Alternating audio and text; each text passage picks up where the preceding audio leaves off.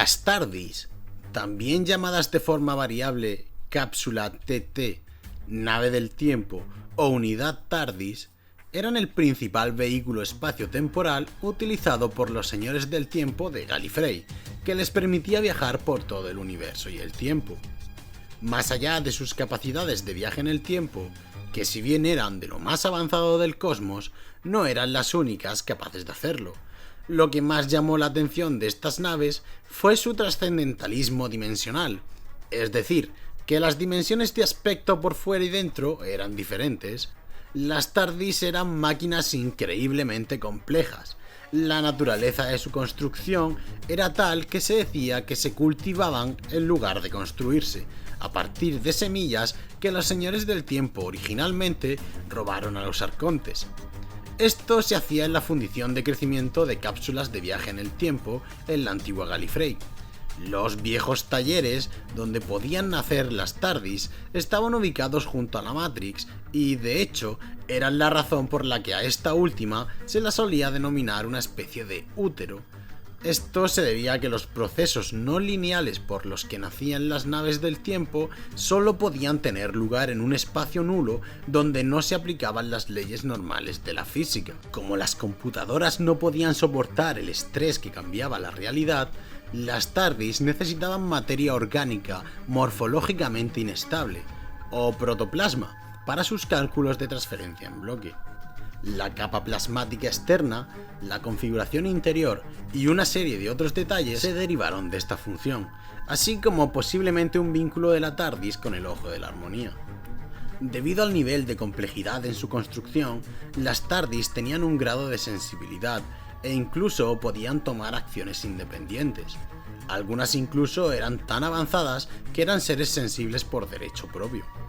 Podían establecer un lazo especial con su piloto o pilotos hasta el punto que algunas TARDIS sufrían la muerte de estos, de tal manera que lloraban a su modo o incluso trataban de destruirse lanzándose a soles o directamente al vórtice temporal. Es algo que hemos visto en la serie. En el capítulo de Gira a la izquierda, la muerte del Doctor contra la emperatriz Ragnos provocó que lentamente muriera su TARDIS. Lo mismo ocurrió con la TARDIS que vio en Trenzalore, donde sus dimensiones estaban colapsando, e incluso con Suchi, al desaparecer por las hadas, vimos una TARDIS hermética. Los señores del tiempo entendían que sus TARDIS estaban vivas, por lo que proporcionaron un cementerio para TARDIS en un sótano debajo del Capitolio en Gallifrey. Rassilon y Omega hicieron las primeras incursiones en la tecnología TARDIS, luego de su fracaso con el arma sensible conocida como Validium, que si queréis, hablamos un día sobre ello. Antes de perderse en el universo de antimateria, Omega creó la llamada Máquina, un prototipo defectuoso de la tecnología TARDIS. De hecho, ambos señores del tiempo desarrollaron una teoría acerca del consumo de energía de un vehículo temporal, que podría reducirse si su interior fuera más grande que su exterior. Omega usó la mano de Omega para tratar de crear esta fuente de energía, solo para terminar atrapado en el universo antimateria.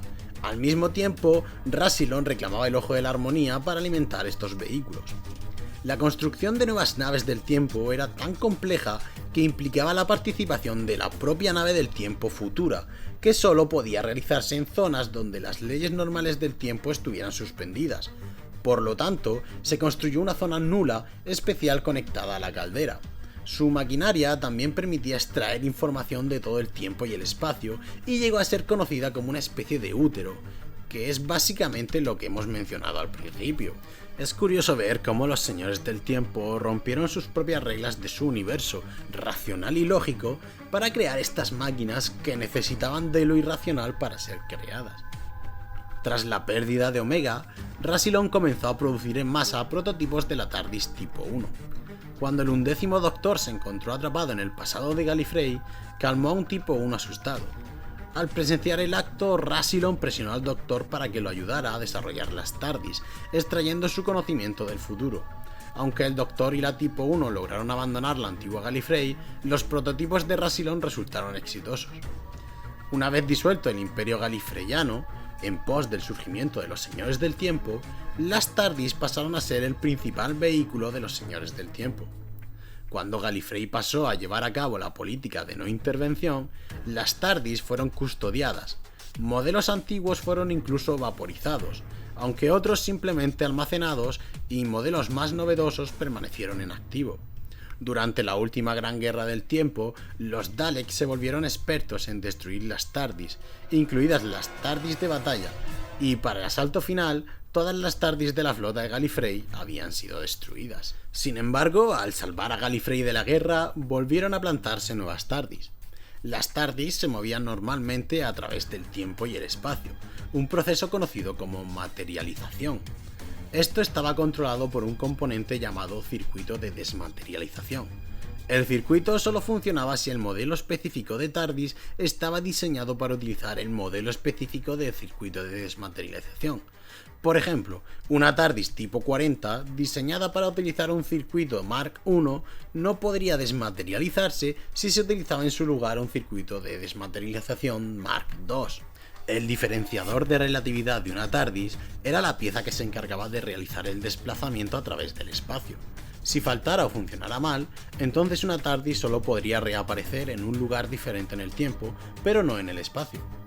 Las TARDIS también podrían volar por el espacio como naves espaciales convencionales, pero hacerlo durante periodos prolongados podría dañar la nave, al menos en el caso de la TARDIS del Doctor, tal vez por ser una versión antigua, tal vez por no estar diseñadas para este uso. Originalmente estaban diseñadas para ser pilotadas por 6 pilotos, aunque como vimos en la serie, un único piloto podría usar la TARDIS con resultados bastante buenos pero mejorables, aunque también puede ser que, como la TARDIS del Doctor tenía una gran relación con el Señor del Tiempo, esta ayudara a la hora de pilotar, cubriendo parte de las tareas que realizarían los otros pilotos. Si una TARDIS aterrizara en el mismo espacio y tiempo que otra TARDIS, o incluso si simplemente chocaran mientras estaban en el vórtice, podría producirse un choque temporal que destruiría a ambas TARDIS y a sus ocupantes, e incluso provocaría un agujero negro que abriría un agujero en el universo, uno del tamaño exacto de Bélgica. Sin embargo, los choques temporales podrían evitarse materializándose dentro de la otra TARDIS. Este acto en sí mismo también tenía peligros inherentes, incluidos los bucles espaciales.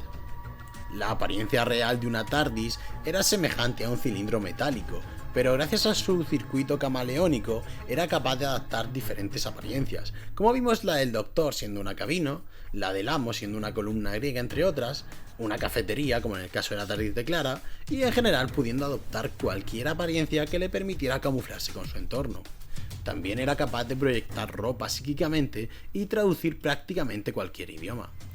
Las TARDIS solían ser más grandes por dentro que por fuera, eso era debido a su trascendentalismo dimensional, y puede que os preguntéis cuán grandes son por dentro. El interior de la TARDIS era básicamente un universo propio, un universo de bolsillo, y este se adaptaría en tamaño según las necesidades, por lo que potencialmente hablando, el interior de una TARDIS es infinito, y este se iría adaptando según lo necesiten sus ocupantes. El característico sonido de despegue y aterrizaje de las TARDIS parecía ser, según palabras de River, por dejar los frenos puestos, y es algo que se vio con las TARDIS de otros señores del tiempo, como la del Amo, la Rani o el Monje, por lo que o todos dejaban los frenos puestos o nadie sabía con exactitud cómo aparcar una TARDIS.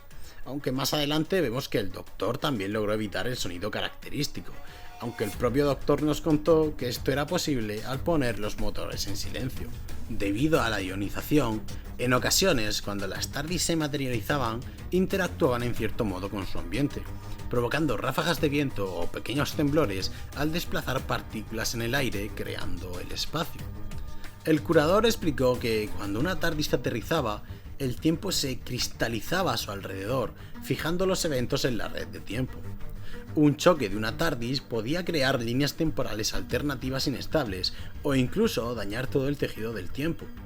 La espectacular capacidad de materialización de una TARDIS no se veía únicamente limitada a aparecer en un lugar, sino que además podía materializar elementos del exterior dentro de ella y también podía desmaterializarse dejando a sus ocupantes en el lugar. Las TARDIS tenían problemas para materializarse durante los bucles temporales y las distorsiones temporales severas, haciendo imposible que una TARDIS aterrizara sin una señal que captar. Por lo que podemos ver, pese a que estas naves básicamente surcaban el tiempo, estaban muy afectadas por este. A ver, Trayéndolo a un término más mundano, un Ferrari se desplaza por el asfalto, que en nuestro caso sería el tiempo. Pero si ese asfalto está lleno de agujeros y en mal estado, el Ferrari tendrá dificultades para desplazarse. Pues algo parecido ocurría en estos casos con las TARDIS. Sin duda, lo más característico del show es la propia TARDIS, la perfecta máquina del tiempo, capaz de convertirse en un generador de paradojas, de soportar disparos Daleks, de ser prácticamente hermética e inaccesible para cualquier intruso, y de la que aún queda mucho, pero mucho por hablar, como los tipos de TARDIS que existen o explorar más a fondo sus características. Pero como hace calor y estoy perezoso, he preferido hacer varios vídeos sobre el tema y nada más en el vórtice del tiempo. Dale like si te ha gustado y compártelo por todo espacio-tiempo. Pon muchos comentarios que mueva el algoritmo, que YouTube penaliza por las vacaciones.